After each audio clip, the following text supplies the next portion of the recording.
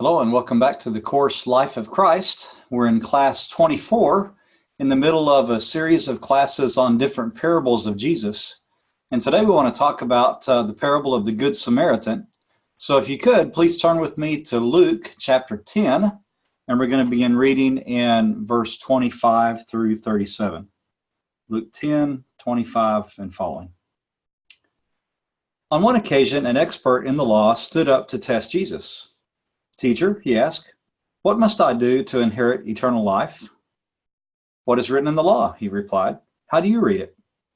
He answered, "Love the Lord your God with all your heart and with all your soul and with all your strength and with all your mind, and love your neighbor as yourself." "You have answered correctly," Jesus replied. "Do this and you will live." But he wanted to justify himself, so he asked Jesus, "And who is my neighbor?" In reply, Jesus said, "A man was going down from Jerusalem to Jericho when he was attacked by robbers. They stripped him of his clothes, beat him, and went away, leaving him half dead. A priest happened to be going down the same road, and when he saw the man, he passed by on the other side. So too, a Levite, when he came to the place and saw him, passed by on the other side. But as a Samaritan, as he traveled, came where the man was, and when he saw him, he took pity on him. He went to him and bandaged his wounds, pouring on oil and wine. Then he put the man on his own donkey, brought him to an inn, and took care of him. The next day he took out 2 denarii and gave them to the innkeeper. 'Look after him,' he said, 'and when I return, I will reimburse you for any extra expense you may have.' Which of these 3 do you think was a neighbor to the man who fell into the hands of robbers?" The expert in the law replied, "The one who had mercy on him." Jesus told him, "Go and do likewise." Now, before we continue, I'd like to give just a little bit of cultural and geographical context to this. This is a picture of the Judean desert, the same desert where Jesus went for the temptation, so you may remember this shot. And in the middle of this picture, we see the Wadi Kilt here. Remember, a wadi is like a ravine or a small canyon. And this is the one that in the middle of it also has a road, the road that goes down from Jerusalem to Jericho, connects those 2 cities, several miles long. And there are actually 2 places where a road runs along this wadi. One is called the Ascent of Adunim, and it's the one that runs along the top of the cliff here, sometimes perilously close to the edge. And this is the one what we think King David took when he was fleeing from Jerusalem from his son Absalom, when Absalom tried to depose him as king, although that didn't last. And along this way, there's also a monastery, St. George's Monastery, that was founded about in the 4th century AD. And then, of course, the rest of the wadi, this big gash in the land. If you go down into the wadi, you can actually walk part of the road, and they call this the Jericho Road, and they think that this is the road that this story of the Good Samaritan is where it happened. And we got a chance to walk part of this road one time. I mentioned that briefly as you've seen this picture about the story of the foundations of the sand or the rock. And here I am with my friends walking along this road, just trying to think of this story and imagine how it might have happened. And then about halfway down the road, you come around the turn and you see the view to Jericho all the way there. And then occasionally along the road, you'll see other things. You look down and you see places that are little houses or caves where people have lived for thousands of years. This road itself may be as old as Jericho, which is the oldest continuously inhabited city in the world, a history of about 10,000 years of continual occupation.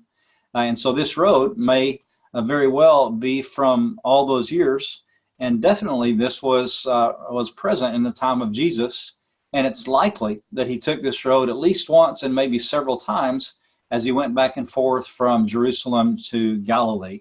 This was one of the routes that were possible for him to follow. And I think I showed you this picture the other day that has, for example, the road about halfway up. You see the road right here, pretty narrow. And then down at the bottom, of course, we see where Sometimes the waters will come rushing through after there's been a big rain. Now, what we did several years ago, about 10 years ago, from when this video is being made, we went to Israel after one of our trips, and we filmed different stories or commentaries or classes or lessons about different stories and places in the Bible. And this place, this Wadi Kilt, is one of the places where we filmed the story about the Good Samaritan and gave some background. And so what I'd like to do now is to play actually that video. You'll see I look younger with more hair in this video. And I'd like for you to listen to this story in its setting, because it's very likely this is where this story happened. And I think it has more power as you see it in its geographical setting. So I'm going to switch out of this and go on over to the video that I've set up. Again, it's 10 years ago, so the video quality is not as high def as it would be these days, but hopefully you can see and understand this really well. This video is about 13 minutes or so, and then we'll come back and make some applications at the end of it.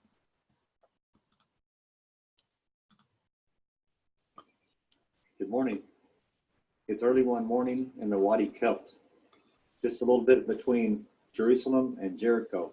We're about maybe 3 miles from Jericho in that direction. And you can see behind me the Wadi itself and part of the road that later we'll be on. This is a road that Jesus would have taken probably several times in his ministry between Jerusalem going down to Jericho, and where he went from Jericho back up to Jerusalem as he approached the city for the last time in his ministry before the final week of his life. It's a quiet morning. The sun's just coming over the edge here of the cliffs.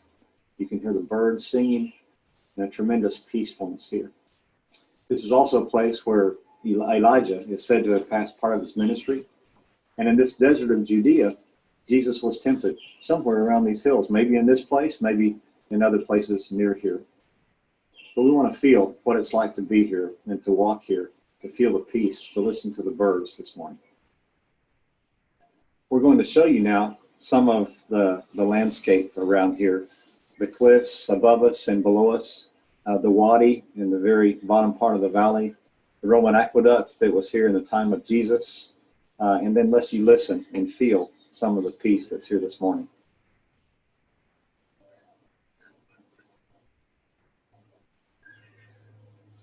That's the aqueduct to the right bottom there.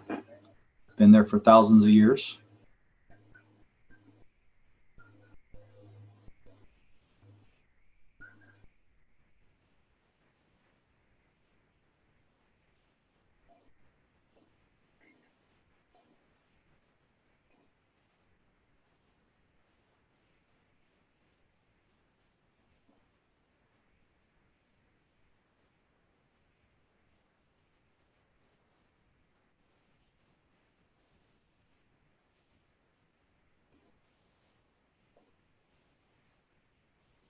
I'd like to give you a little bit of background on the story of the Good Samaritan before we actually tell the story. It's important to understand that in the time of Jesus, there were actually 7 different schools of Pharisees that believed very differently about certain issues.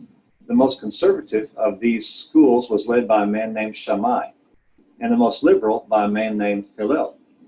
And the way that you could tell the difference between these men and their schools was to ask them questions about where they ranked different commandments or in what order they put them, their responses to different kinds of questions. For example, if you ask any of these schools, what's the most important commandment?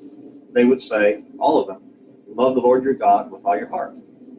Everybody was in agreement on that one. But when you ask, and what's the second most important? That's where the differences began. For example, Shammai said the second most important was to keep the Sabbath. Hillel, the most liberal, said the second most important was to love your neighbor. And of course, we see that Jesus answered the same way. For Shammai, loving your neighbor was number 7 on the list. So it's a good thing we're not his neighbor. Probably wouldn't help us very soon. Then in this story, we see that the expert in the law, who is probably a Pharisee, asked Jesus, all right, and who's my neighbor? He says, wanting to justify himself. And so Jesus told the story of the Good Samaritan to clarify that point But he really lets the Pharisee answer that question at the end of the story instead of telling him at the front. Because this question was a loaded question in some ways. Again, going back to Shammai, the most conservative leader of this school, he would say that my neighbor is the religious Jew, the one who keeps all the commands of God in every area of his life. He's my neighbor. I need to love him. But then when you ask Shammai about other people, what about the Jew that believes in God but doesn't really keep the law? Well, no, he's not my neighbor.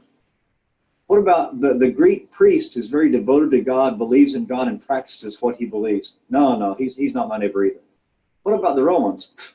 Of course not the Romans. What about Samaritans? Don't be ridiculous. They're animals. So for him, there was a very small category of people who were his neighbors. Now, Hillel, on the other hand, was a little more liberal. Who's my neighbor? Hillel would say, well, the religious Jew, of course.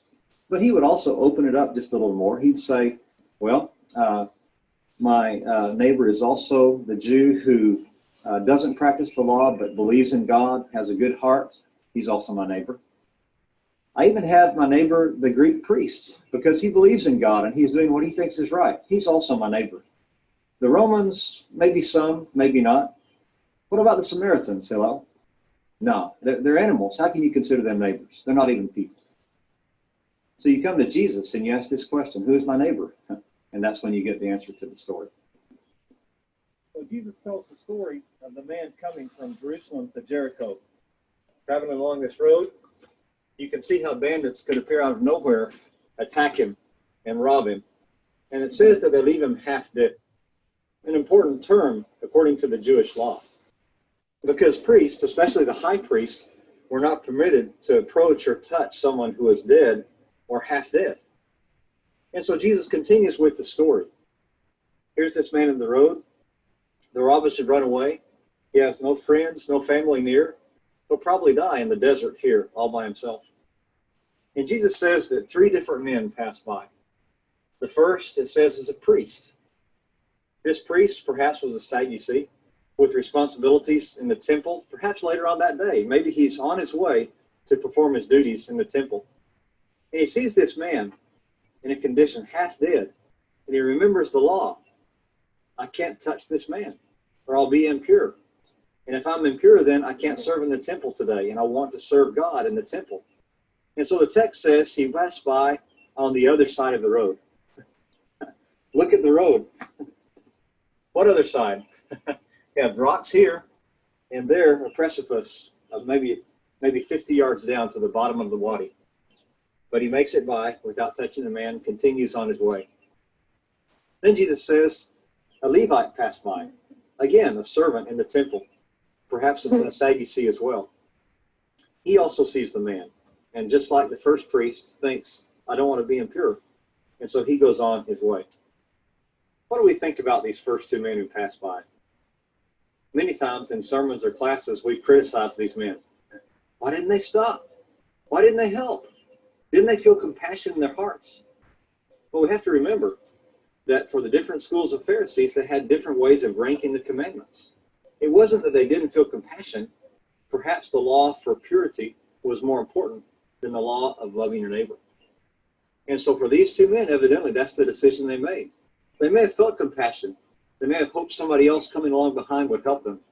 But they had their mission to go serve the Lord in the temple. And for them, the purity was more important than loving their neighbor.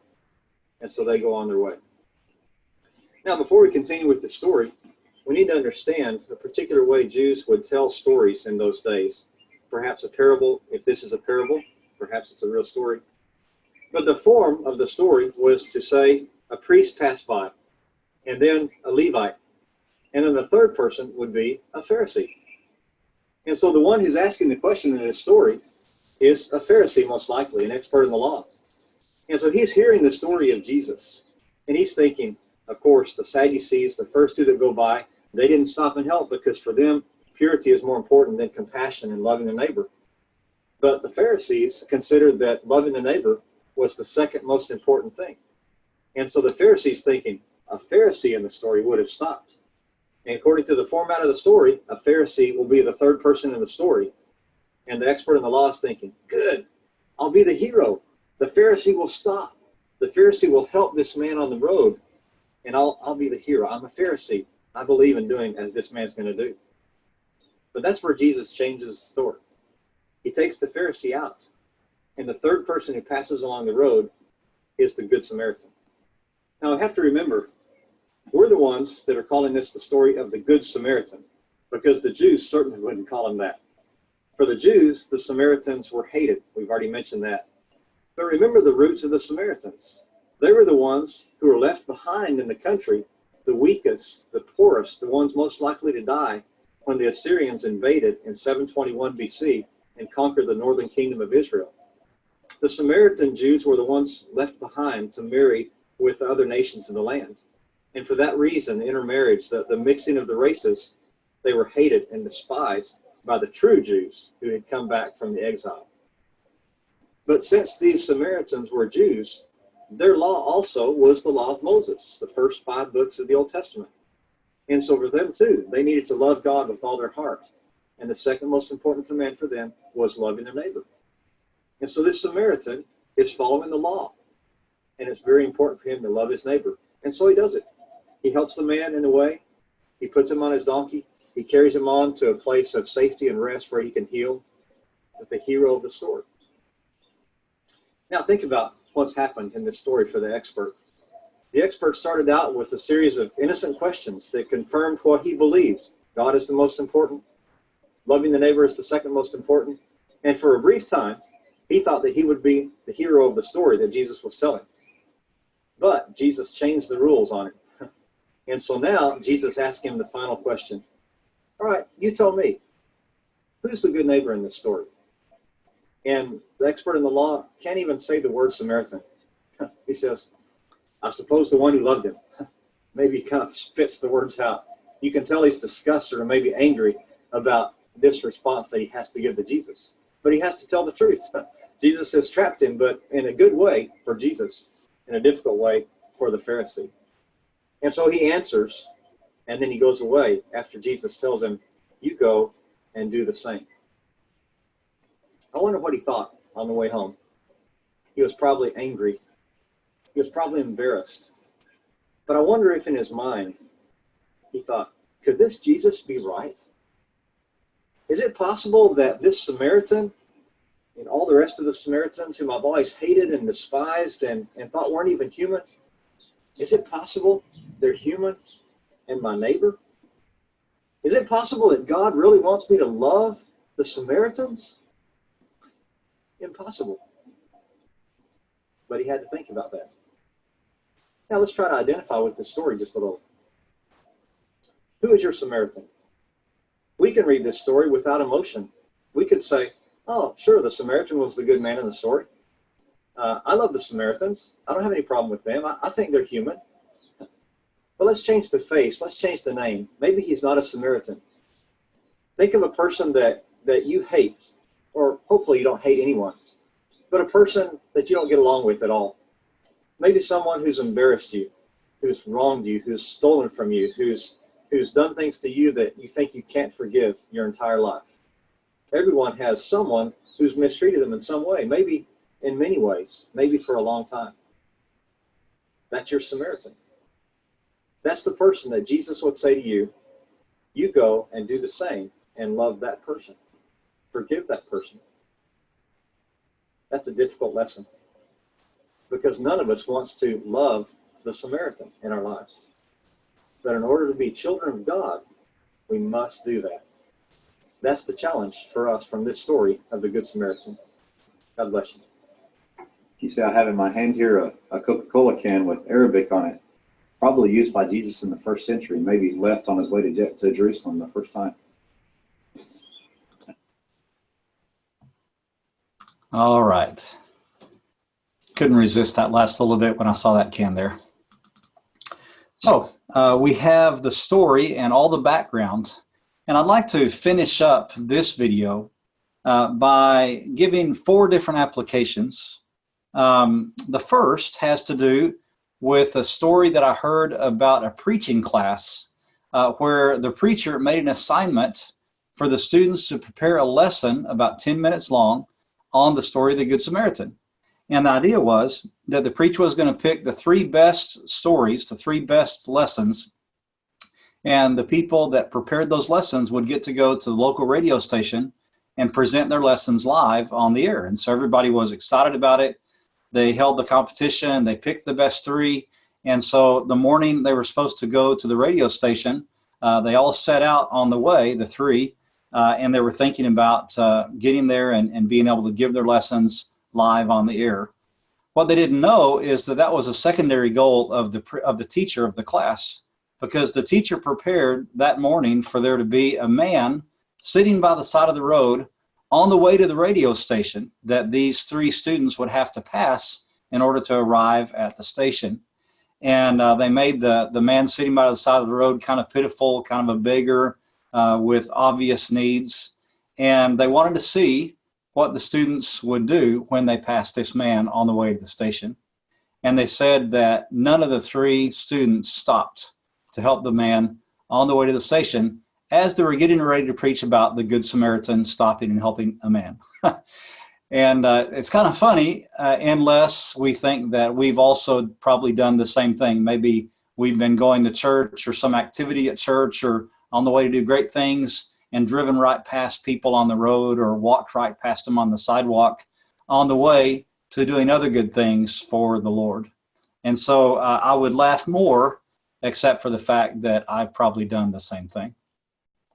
A second application is that in Matthew 25, verses 31 through 46, the parable of the sheep and the goats, one of the main lessons there is that there are sins of not only commission, right, things that we do that are wrong, but there's sins of omission, and that's really the kind of sin that's talked about in that parable, that when you see things that you know are right, that you can do and should do, and you don't do them, that's a sin of omission. And Jesus says he takes that very seriously. I was in need and you didn't help me.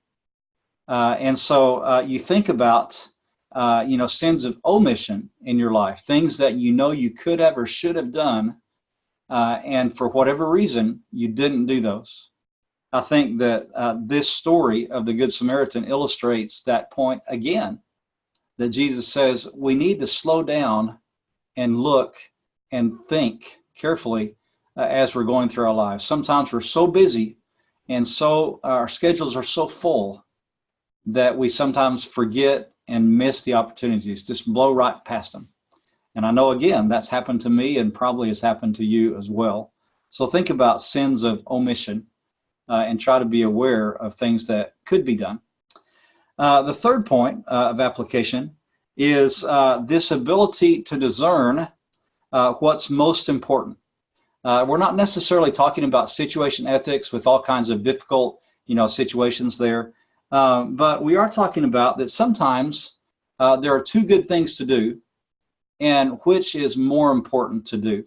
You see this not only in this story, but also in the story of Jesus healing on the Sabbath, where several times he's in the synagogue on the Sabbath, and the Sabbath is the day you're not supposed to work. And people come in and he sees a man with a withered hand, or a man with dropsy, or a woman that's bent over, or a man with demons, or a lame man, a blind man. Numerous times it seems like he almost does this on purpose on the Sabbath to make a point about this. And often his justification to the Pharisees who criticize him is, yes, but the Sabbath was made for man and not man for the Sabbath. And so if there's a human need that you can respond to on the Sabbath, people who have been bound for years with illnesses or with conditions, isn't it right? Isn't it more right to do that good on the Sabbath, in a sense, breaking one principle of law to fulfill another principle of law? And Jesus' point is actually, it's not really breaking the law. You're fulfilling the more important of the two commandments in that case. And so God is pleased because you've discerned well. And I think there's times in our lives where we have choices between two good things, and we need God's wisdom to help discern which is better to do. And then finally, the fourth application, which we mentioned, is the one that I said at the end of the video, the whole idea of who is your Samaritan. And again, we mentioned this in the class on forgiveness. It's easy to talk about it, but it's really hard to sit down and do it sometimes. And so think about who your Samaritan might be. The person against whom you've held a grudge, perhaps for years. The person that you just can't stand, or the person that you would choose not to be around ever again in your life. Those could be the Samaritans that God wants us to love and to pay attention to. So I wanted to leave you with those thoughts, the challenge that it is to go through life and be aware of who our neighbor is and how to help people that are in need. God bless you, and we'll see you next class.